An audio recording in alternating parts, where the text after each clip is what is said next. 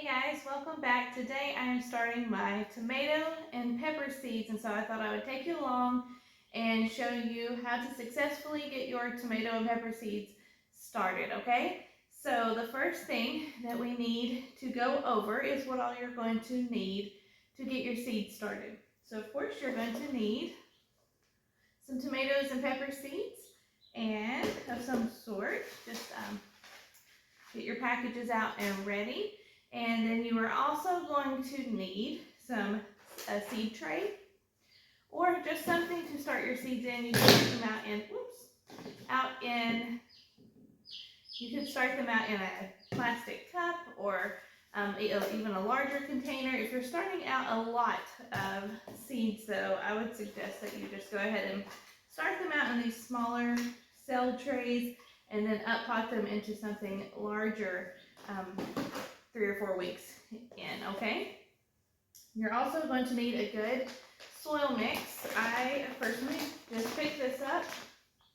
Natural and organic seed starting mix. That was about $4 or $5 for a bag, and it will fill up several trays like this. And then you're also going to need some water. Optional, you could use a spray bottle. I would recommend that you just go to the Dollar Tree or somewhere and get a dollar spray bottle to have on hand. You're also going to need something to mark your plants with, like a plant marker, a waterproof marker.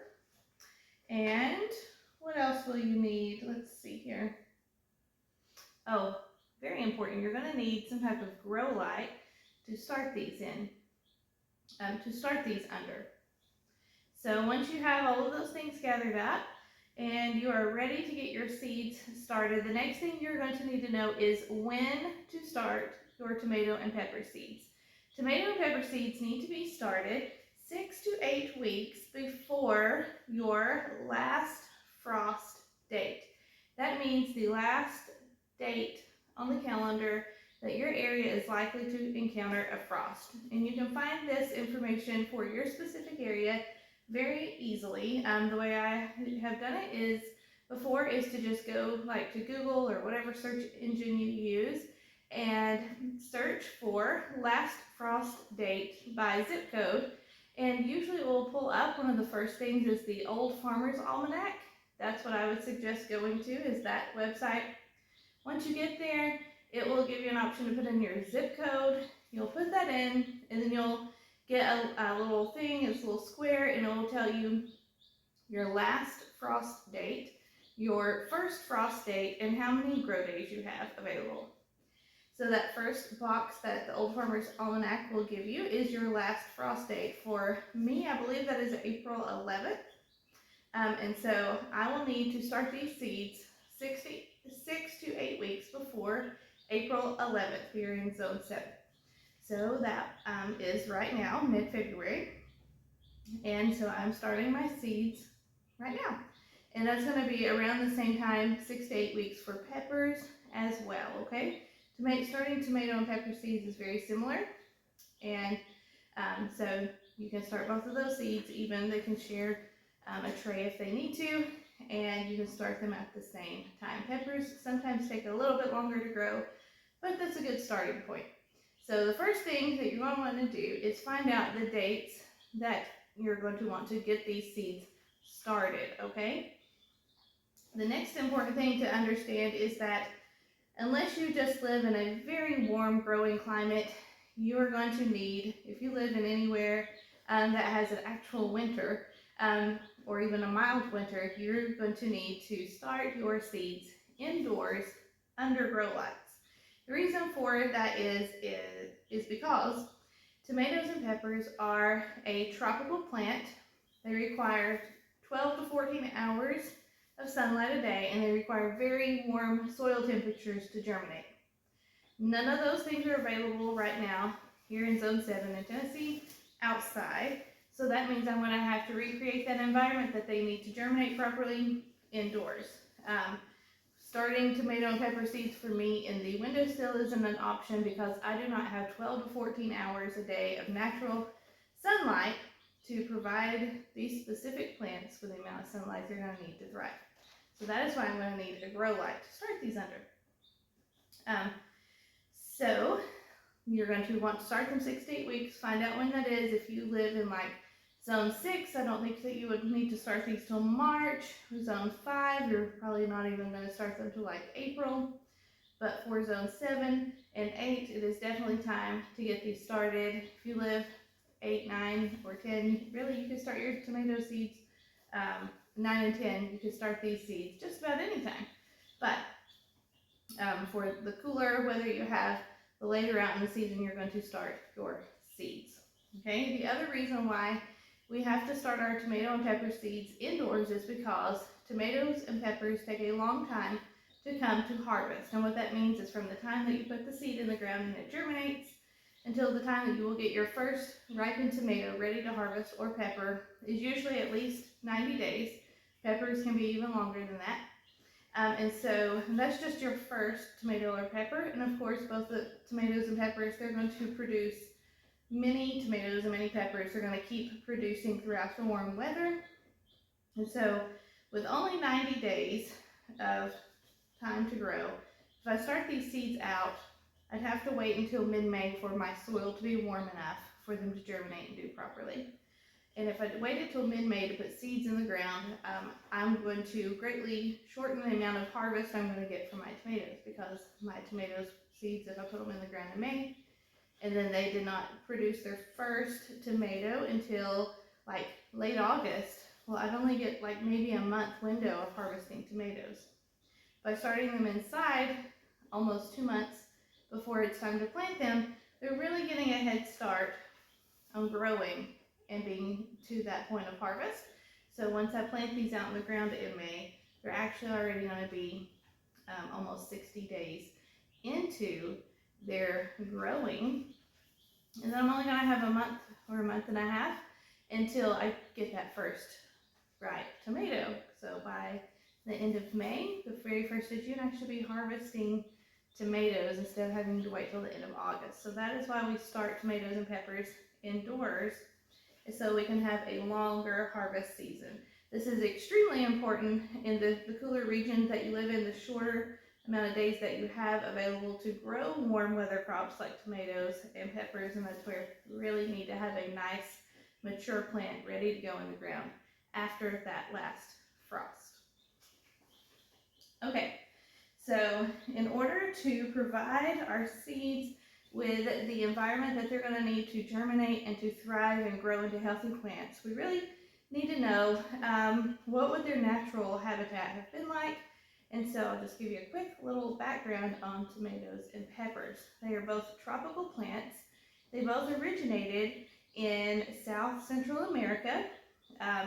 We're not even for sure when they became domesticated and began being grown to harvest and eat, but it is estimated that could have been as far back as 500 BC. So very long time that these have been in that region, which is very warm, very long days of sunlight, okay?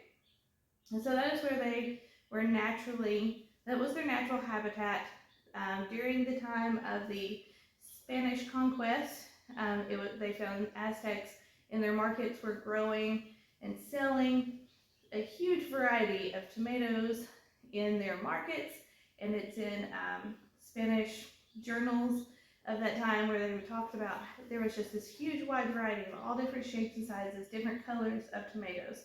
So they had cultivated and domesticated what used to be like a teeny tiny little plant and grown it into what we know today as all these varieties of tomatoes. The Spanish then took it back to Europe, and from there became known as we know today tomato products that we've all come to know and love. But let's go back to the fact that they were originally grown in South and Central America.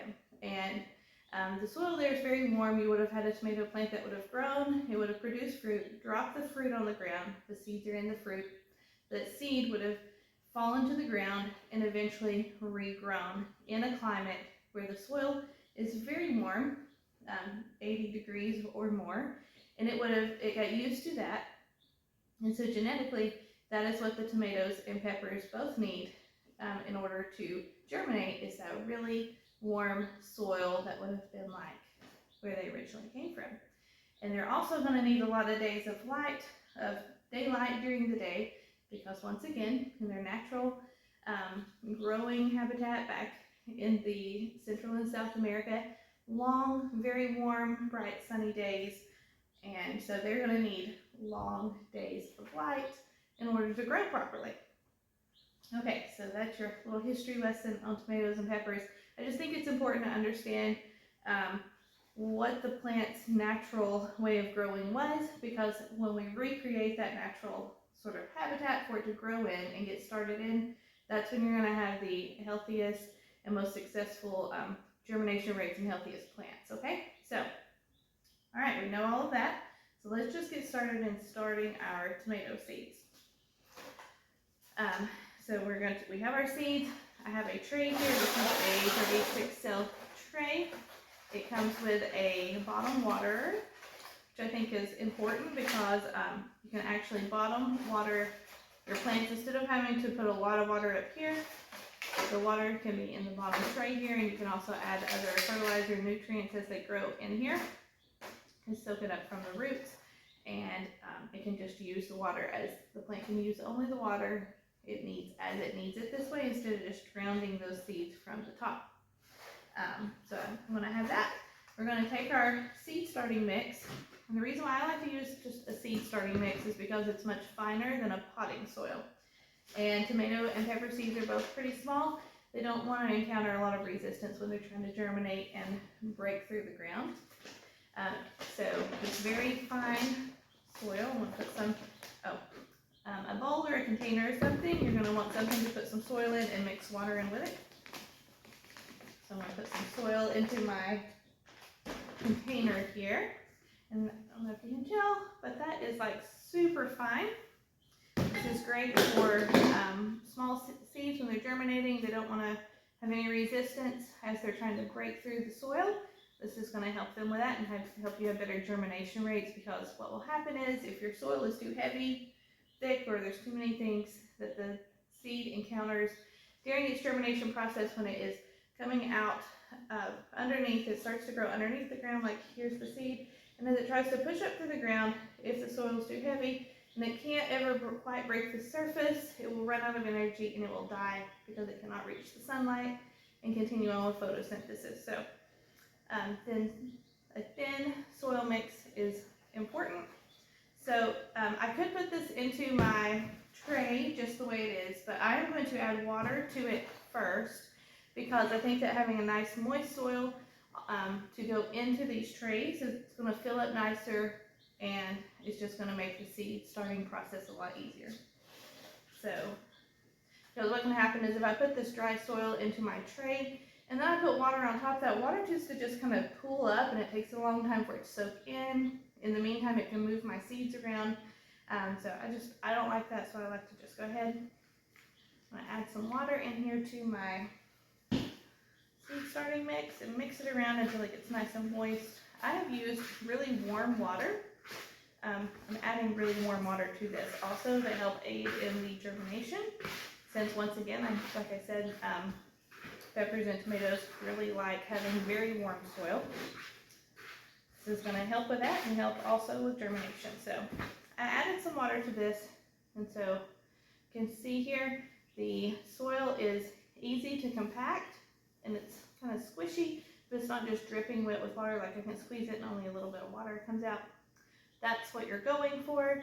And then we can take this and we can start putting our soil into our trays, okay? So I'm just going to reach in here and fill up my trays, and I'm going to kind of lightly pack it down there as we go.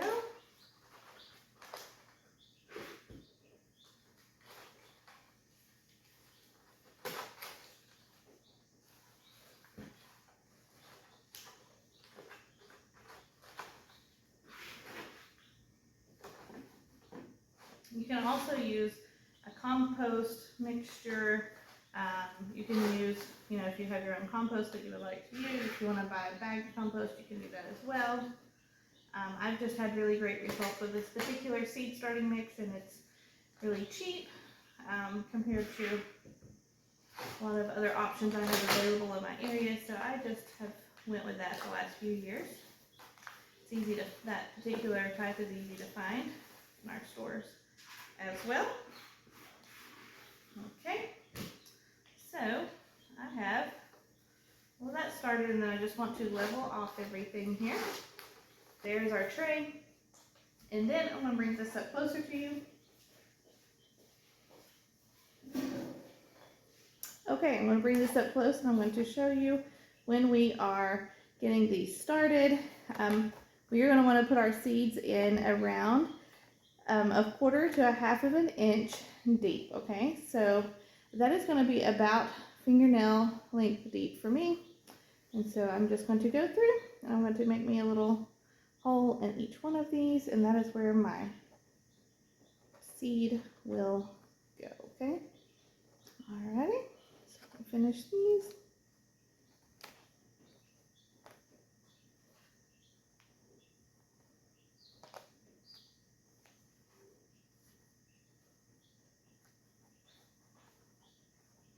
Okay guys, so I have a little hole made in each one of these, and then we are going to be able to go ahead and get our seeds put in here. So when I'm putting seeds in my cells, I do what we would call sowing them like a multi-sowing, or sowing them hot. Some people say refer to it different ways, but basically this just means I'm going to put 3 seeds in each individual cell.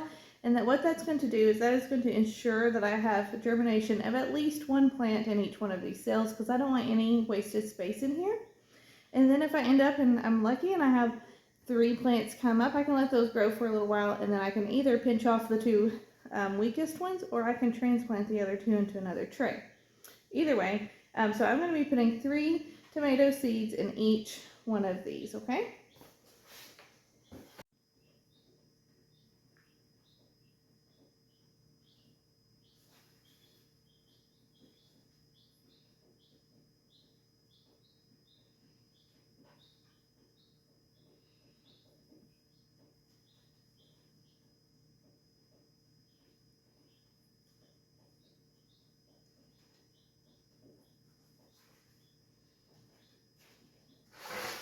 Okay, and then once I have my seeds all in there, I'm just going to come back behind with a little more soil mixture here.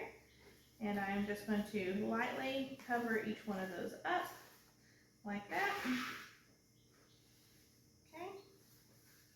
And then I'm just going to come back and I'm just going to lightly tap on these. I do not want to compress this down, but I do want to make sure that there is contact with the soil above and below the seed to make that germination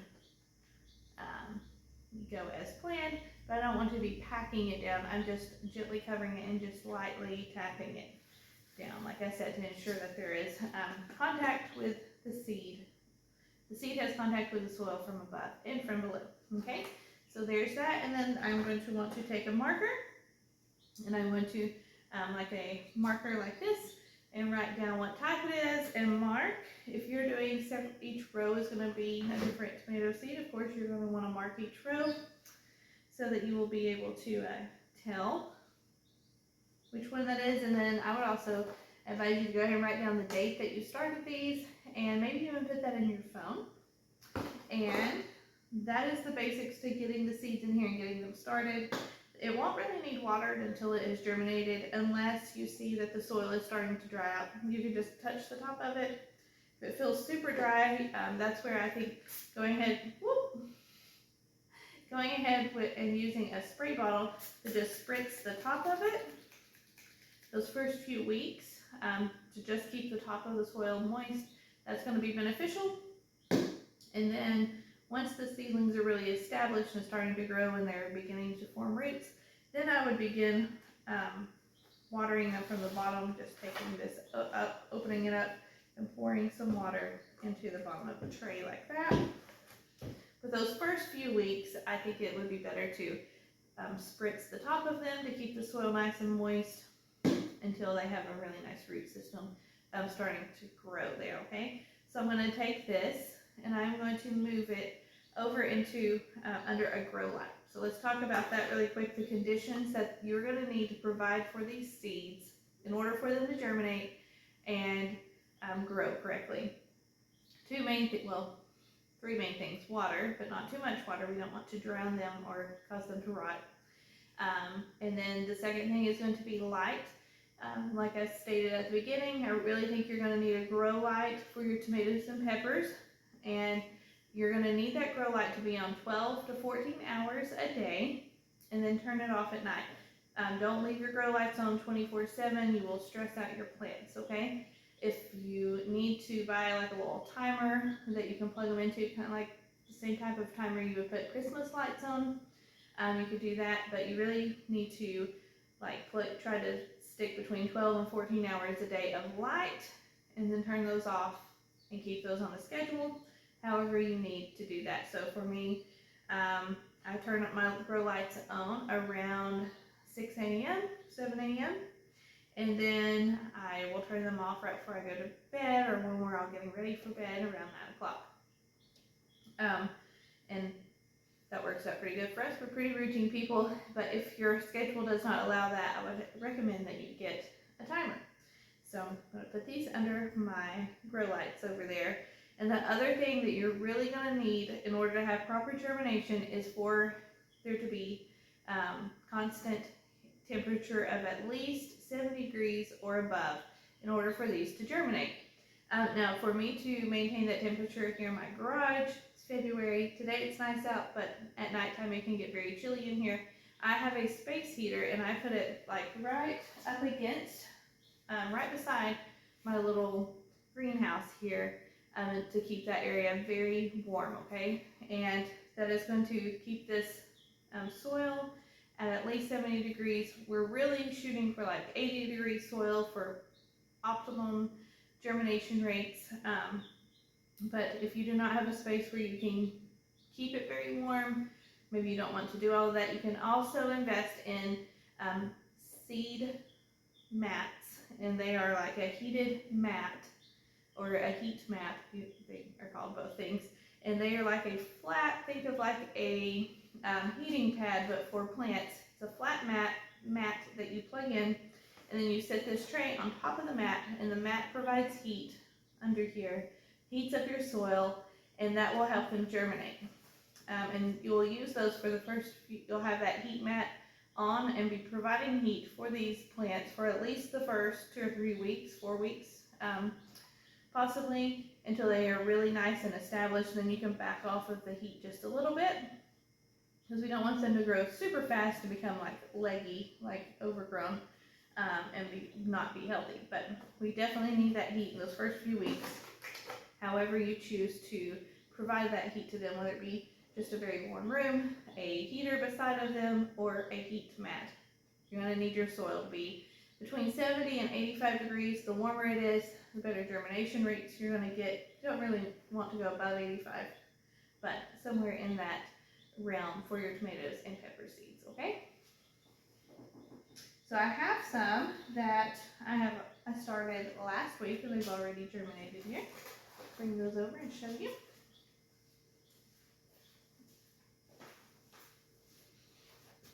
Okay, so we have lots of little guys here that have just germinated in the last few days, and they're on their way to growing very nicely. As you can tell, I definitely have several plants in some of these, which is good, but what I am seeing is that like there's 6 things right here. I have plants in all of those. That's what I was going for with planting 3 in each cell. So I'll be able to sort through these and decide which ones I want to keep or move around. I have noticed, let's see here, what's over here? So this set of has not germinated yet. I see a couple that are beginning to, but these particular ones have not germinated yet. I'm not really for sure. That is also just kind of show you that some varieties will probably germinate a little bit faster than others. But there they are. Okay, so that's 1 week in.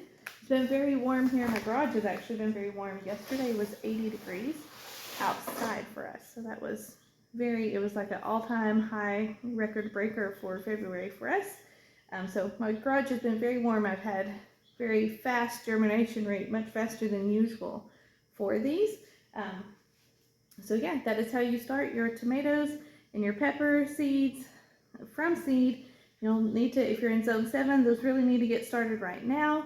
If you're in zone 8, you can start those now, or you could have already started them.